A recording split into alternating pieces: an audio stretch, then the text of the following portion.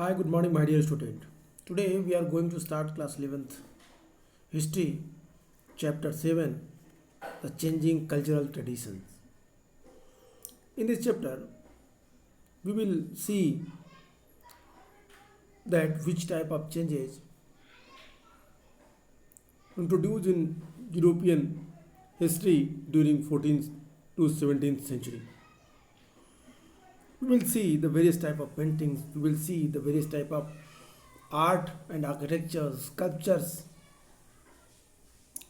and the new ideas also emerged during that time, 14th to 17th century.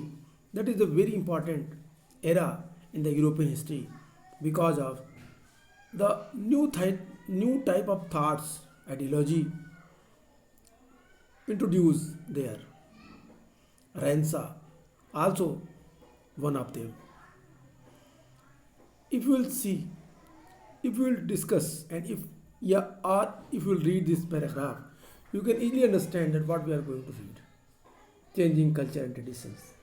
As the heading of the chapter names, changing cultural traditions. It means the cultural traditions going to change during that time. But the process is gradually. Okay, let's start your chapter from the 14th to the end of the 17th century. Towns were growing in many countries of Europe. A distinct urban culture also developed. Townspeople began to think of themselves as more civilized than rural people. Towns, particularly Florence, Venice, and Rome, became center of art and learning. Artists and writers were patronized by the rich and the aristocratic. The inventions of printing at the same time made book and prints available to many people, including those living in distinct towns or countries. A sense of history also developed in Europe. A people contrasted their modern world with the ancient one of the Greeks and Romans. 14th to 17th century and decade of 17th century, बहुत से परिवर्तन हुए, बदलाव आए. धीरे धीरे gradually we have seen that the number of cities increase and new type of culture and traditions emerged, that is called the urban culture in the city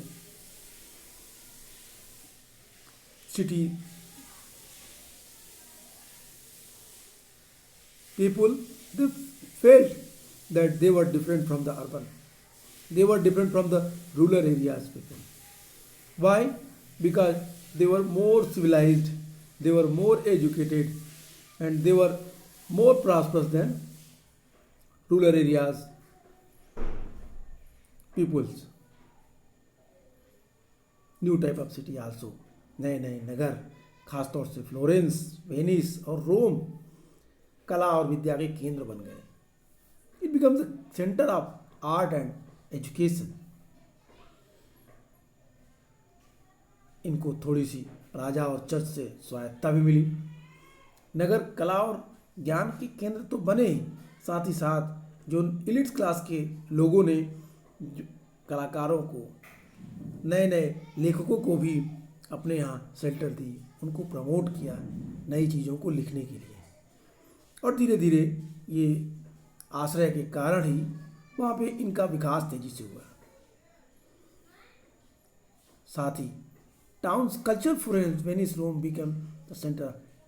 the inventions of printing at the same time made book and the prints available to many people, including those living in the distant towns or countries.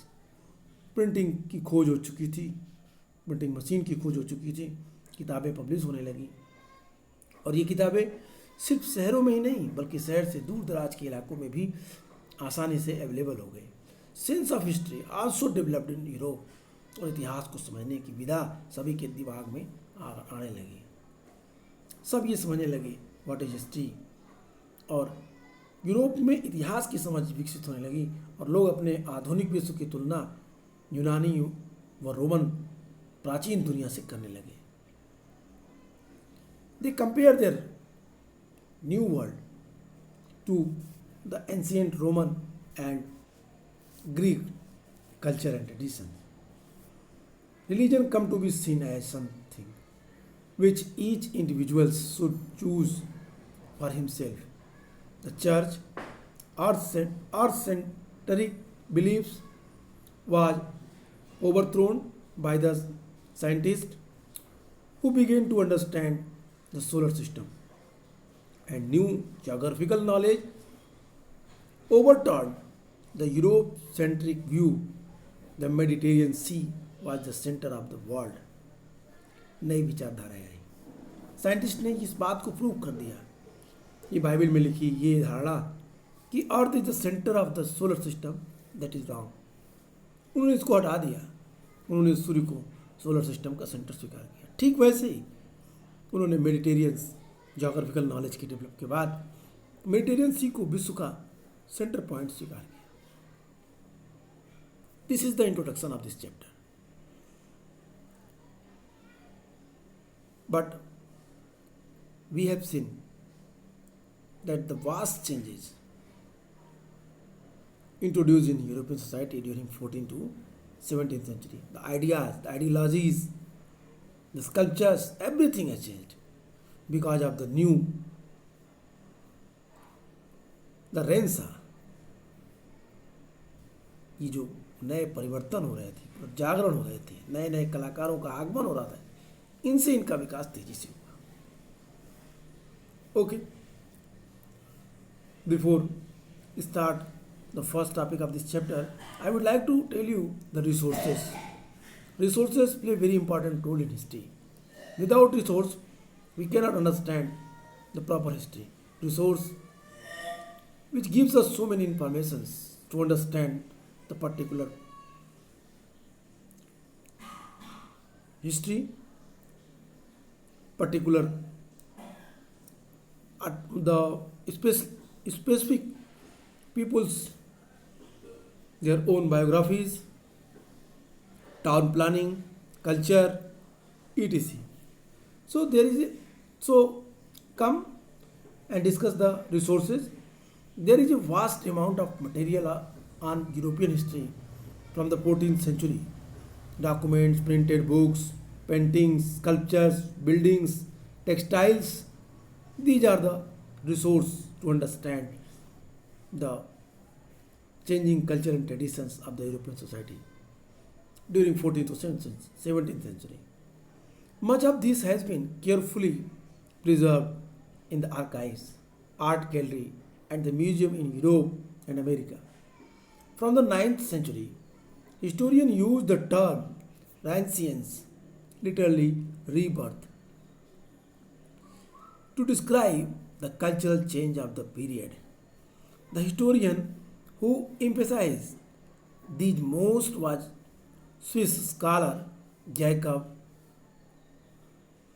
Burckhardt, 1818 to 1897, of the University of the Basel in Switzerland. He was a student of German historians Leopold von Ranke, 1795 to 1886. Ranke had taught him that the primary concern of the historian was to write about state and politics using paper and the files of the government departments. Burckhardt was dissatisfied with these very limited goals that his master had set out for him. To him, politics was not the be all the in all the history writings. History was as much concerned with the culture with the politics. In 1860, he wrote a book called The Civilizations of the Renaissance in Italy, in which he called his readers' attention to literature, architecture, and paintings, to all the story of how a new humanist culture had flowered in the Italian towns. from the 14th to 17th century. This culture, he wrote, was characterized by a new beliefs that man as individual as that capable of making his own decision and developing his skills. He was modern in the contrast of the medieval man whose thinking had been controlled by the church.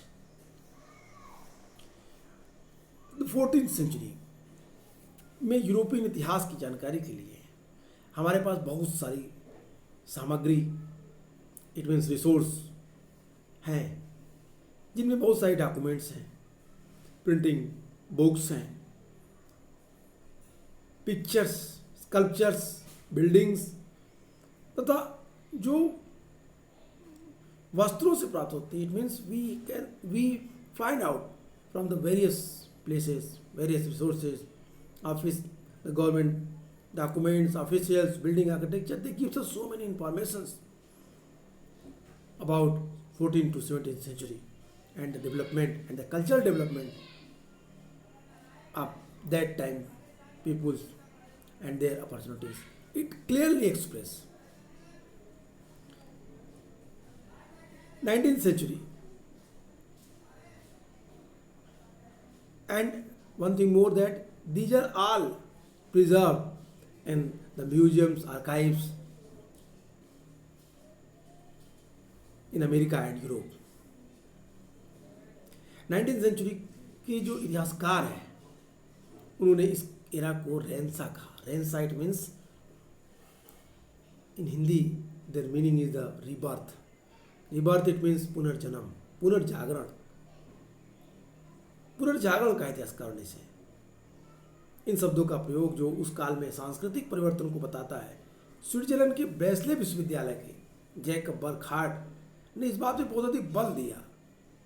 They enforce that we have to collected the information, behalf of that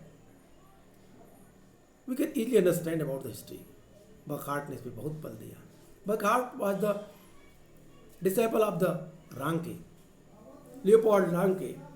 Leopold Ranke के वो शिष्य थे. Leopold वान रांके के वो students थे. रांके ने उन्हें बताया था कि इतिहासकार का पहला उद्देश्य है कि वो राज्यों और राजनीति के बारे में लिखे, जिसके लिए वो सरकारी विभागों के कागजातों ऑफ गवर्नमेंट डॉक्यूमेंट्स, उनके फाइल्स और जो पेपर्स हैं उनके आधार पर वो इतिहास का निर्माण करें, पॉलिटिकल हिस्ट्री लिखें. इन बात पे विशेष ध्यान दें. उनके अनुसार इतिहास लेखन में राजनीति ही सब कुछ नहीं है. ये बात बर्कहार्ट ने स्वीकार किया. बर्कहार्ट ये मानते थे कि जो रांके कह रहे थे कि पॉलिटिकल हिस्ट्री सबसे महत्वपूर्ण है, रांके कहते थे कि no, political history is not everything. We have also consider about that their art and architecture, their culture, their spiritualism also, everything. समग्र इतिहास का अध्ययन करने के लिए रांके की जगह बर्कहार्ट कहते थे कि हमें और भी चीज़ों पे ध्यान देना चाहिए. इतिहास के लिए हमें इतिहास पे सिर्फ एक पॉलिटिक्स पे ही बेस नहीं होना चाहिए, जैसा उनके टीचर्स ने उनको समझाया, बताया था. अब सबसे महत्वपूर्ण थी इतिहास लेखन में राजनीति सब कुछ नहीं. इतिहासकार का सरोकार उतना ही संस्कृति से भी है जितना राजनीति से भी है, ऐसा बर्कहार्ट मानते थे.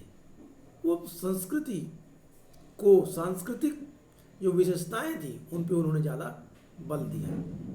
1860 में बर्कहार्ट ने the civilization of the Renaissance in Italy नामक पुस्तक की रचना की. He wrote a book the civilization of the Renaissance in Italy. उन्होंने अपने जो पाठक थे उस किताब के, उनका ध्यान यूरोप के लिटरेचर, यूरोप के स्कल्पचर्स, यूरोप की पेंटिंग्स की तरफ भी आकर्षित किया. उन्होंने ये बताया कि 14th century to 17th century में इटली के नगरों में किस प्रकार ह्यूमनिज्म कल्चर डेवलप हुई. उन्होंने ये भी लिखा, ये संस्कृति इस नए विश्वास पर आधारित थी कि व्यक्ति अपने बारे में खुद निर्णय लेने और अपने दक्षता और अपने योग्यता, अपनी कैपेबिलिटी, अपनी कैपेसिटी को बढ़ाने में समर्थ है, ऐसा व्यक्ति आधुनिक कहलाया, मॉडर्न कहलाया। जबकि मध्यकालीन मानव पर सिर्फ चर्च का नियंत्रण था। मिडिल एरा में human controlled by church, man whose thinking had been controlled by church in the middle era, but in the 14th to 17th century, in the time period of Renaissance, man was free, स्वतंत्र था अपने सोचने के लिए, इन क्षमताओं के लिए। तो इस तरीके से हम इतिहास की इन चीज़ों को समझें। In conclusion, we can easily understand that the statement of the Leo Burkhardt felt that we have to not focus only the political events which happened during 14th to 17th century as his teachers taught him. Burkhardt believed that we have to focus also, we have to consider about the development of the literature, development of the sculpture, development of art and architecture. This is the cultural development. Yes, of course, we have to read, we have to focus the political history, as well as we have to also focus about the cultural history of the European society during that time. He wrote a book. In his book, he explained about his book, The Civilization of the Renaissance in Italy, 1860. And in his book, he tried to explain all these things, what he want. वो उन चीज़ों को अपनी पुस्तक में explain करता है, बताता है. And the first topic, the revival of the Italian city. After the fall of the Western Rome Empire, many of the towns that had been political and the cultural center in Italy fall into ruin. There was no unified government, and the Pope in Rome, who was sovereign in his own state, was not a strong political figure. While Western Europe was being harassed by the feudal bonds and the unified under the Latin Church, and the Eastern Europe under the Byzantine Empire and islands was creating a common civilization. Further west, Italy was weak and fragmented. However, it was this very development that helped in the revival of Italian culture. With the expansion of trade between the Byzantine Empire and the Islamic countries, the port on the Italian coast revived. From 12th century, as the Mongol opened up trade with China via Silk Route, and as trade with Western European countries. You have seen here the picture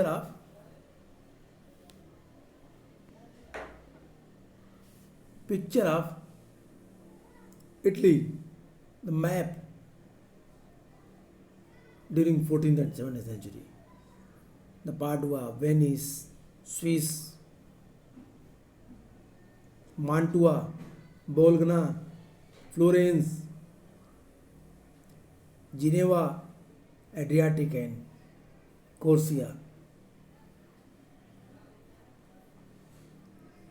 This is the very important point. We have discussed all the places. आप इन चीज़ों को याद रखे रहिए. हम एक एक चीज़ को डिस्कस करेंगे अगले पॉइंट्स में. Also increased, the Italian town played central role. They no longer saw themselves as a part of the powerful empire, but as independent city-states. Two of these, Florence and Venice, were republic, and many others were court cities ruled by prince.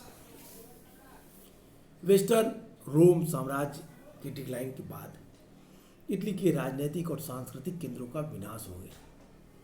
Cultural and political centers. They were declined after the decline of the Western Rome. इस समय कोई भी एकीकृत सरकार नहीं थी और रोम का पोप जो अपने राज्य में बेशक सार्वभौम था, समस्त यूरोपीय राजनीति में इतना मजबूत नहीं था। एक अरसे से पश्चिमी यूरोप के क्षेत्र जो फ्यूडल रिलेशंस थे उनके कारण एक नया रूप ले रहा था। लैटिन चर्च के नेतृत्व में इनका एकीकरण हो रहा था। इस समय पूर्वी यूरोप बाइजेंटियन साम्राज्य के शासन में बदल रहा था। बाइजेंटियन एम्पायर के रूप में डेवलप हो रहा था। इसी समय जो ईस्टर्न यूरोप के बाइजेंटियन साम्राज्य के जो शासन में कन्वर्जन हो रहा था, साथ ही साथ कुछ और पश्चिमी सभ्यता में एक नई कल्चर इस्लाम का विकास हुआ।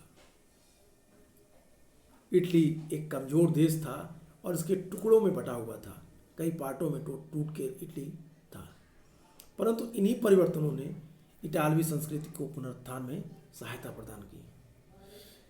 यहाँ पे आप दो चीज़ों को समझिए। एक तरफ रोम का डिक्लाइन हो रहा था और एक तरफ इस्लामिक कल्चर तेजी से बढ़ रही थी, फल फूल रही थी। और इन दोनों के बीच इटली जो छोटे छोटे राज्यों में बटा हुआ था, उसका भी विकास हमें दिखाई देता है। यहाँ पे दोनों कल्चर, इस्लामिक कल्चर्स और क्रिश्चियन कल्चर की साझा संस्कृति का विकास हो रहा था और इन चीज़ों ने, इन परिवर्तनों ने इटालवी संस्कृति के पुनरुत्थान में बड़ा महत्वपूर्ण रोल निभाया। ये पुनरुत्थान, ये चीज़ें इसलिए भी महत्वपूर्ण थी कि एक लंबे टाइम के दौरान जो वेस्टर्न यूरोप के क्षेत्र थे जहाँ पे इस तरह के परिवर्तन हो रहे थे, इन परिवर्तनों ने इसको एक नया स्वरूप देने का प्रयास किया। One of the most vibrant cities was the Venice, another was Geneva. They were different from other part of Europe. Venice और जिनेवा यूरोप के अदर पार्ट से टोटली डिफरेंट थे। The clergy were not politically dominant here.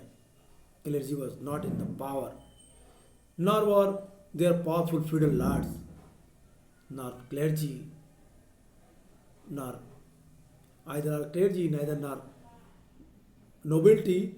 They were not in power. I mean to say that here the fourth order was in power. Rich merchants and bankers actively participated in the governing the city, and this helped the idea of the citizenship of strike root. और यही विचार, यही कारण था fourth order के वहाँ पे शासन करने का कि वहाँ पे नए नागरिकता के अधिकार, नए नए लोगों के नागरिक बनने की छूट मिलती। ये उनके मार्ग को प्रशस्त कर रहा था। Even when the town place in the beginning, citizens did not weaken. ये जो परिवर्तन थे, इधर कुछ पश्चिमी जो चीज़ थी, उनके विकास ने, उन चीज़ों ने नए नए मार्गों को परिवर्तन किया। Even when these towns were ruled by military despots, the pride felt by the townspeople in being citizenship did not weaken. अगर कहीं भी मिलिट्री का शासन है तो इसे भी वहाँ के नागरिक अपनी मजबूती के रूप में देखते थे। The city state, I think you have read this paragraph, city state. Here the cardinal Gasparo write about the dramatic government of the city state in the commonwealth and government of the Venice. उनके बारे में कुछ वर्णन करता है। इन चीज़ों को आप देखिएगा। Come to the proper points. The university and humanism, नई विचार Byzantine. But before start I again include the revival of the Italy. इसको एक बार फिर मैं आपको समझाता हूँ कि रिवाइवल ऑफ द इटली में सबसे महत्वपूर्ण बात क्या थी। रिवाइवल ऑफ द इटली में दो शहर, जिसमें वेनिस महत्वपूर्ण था। ये वो नगर थे जहाँ पे तेजी से संस्कृति का विकास हो रहा था। यूरोप के कुछ नगरों में, रोम के कुछ नगरों में, जहाँ पे न ही क्लेर्जी का अधिकार था और न ही नोबल पीपुल्स का, लॉर्ड्स का अधिकार था। यहाँ पे नए ऑर्डर, फोर्थ ऑर्डर का था। इट मीन्स यहाँ पे इकोनॉमिकल डेवलपमेंट प्रॉपर हो चुका था और इसीलिए अधिक से अधिक लोग यहाँ पे अपने को इस्टेब्लिश कर रहे थे। और ये इस्टेब्लिशमेंट ये दिखा रहा था कि इन लोगों ने एक नई सभ्यता का विकास कर लिया था, जहाँ पे बैंकर्स, जहाँ पे money lenders, they were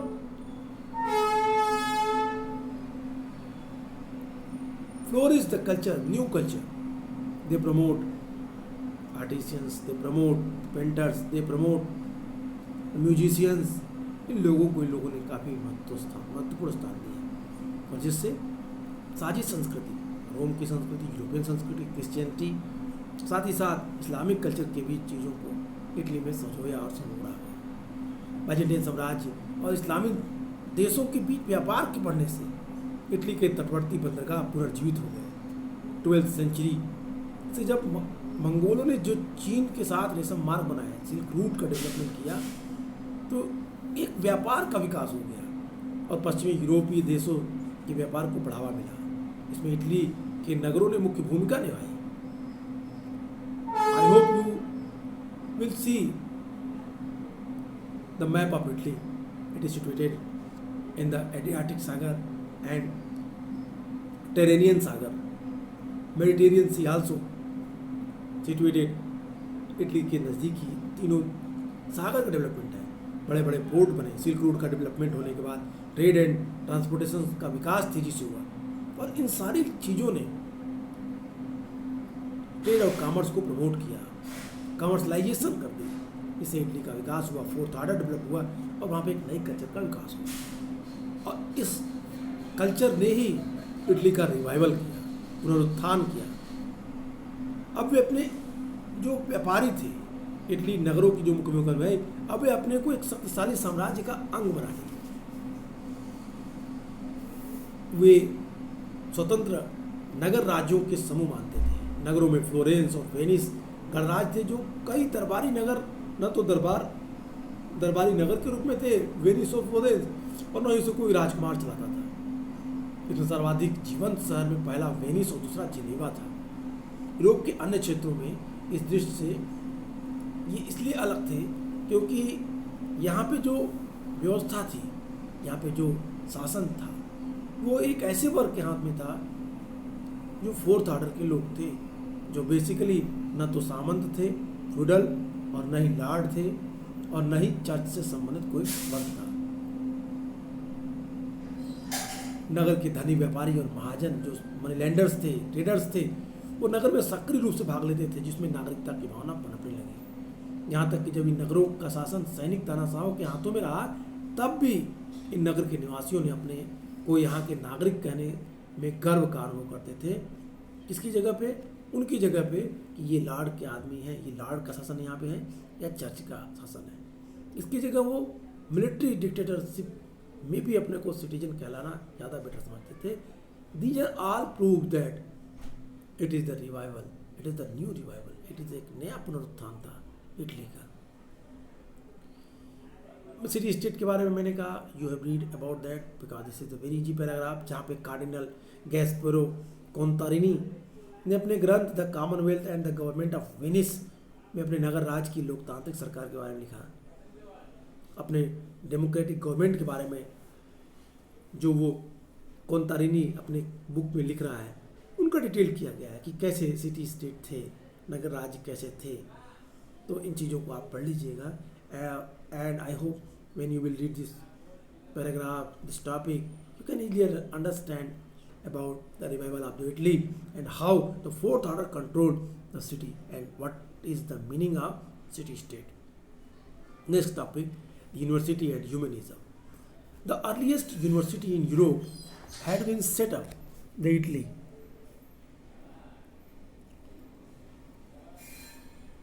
The earliest university in Europe had been set up in Italy, Italian towns.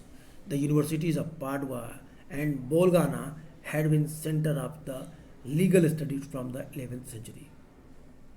Earliest city की स्थापना हुई यूरोप में। सबसे पहले विश्वविद्यालय इटली के शहरों में ही स्थापित हुए। 11वीं सेंचुरी में पाडुआ और बोलोनिया विश्वविद्यालय जो लीगल स्टडी के सेंटर के रूप में डेवलप हुए सबसे महत्वपूर्ण थे। Universities and humanism, in this topic we will read about the development of the education and educational institution and humanism also. लेकिन आज के लिए इतना है। नेक्स्ट टॉपिक में will discuss about that. Okay, good bye and take care.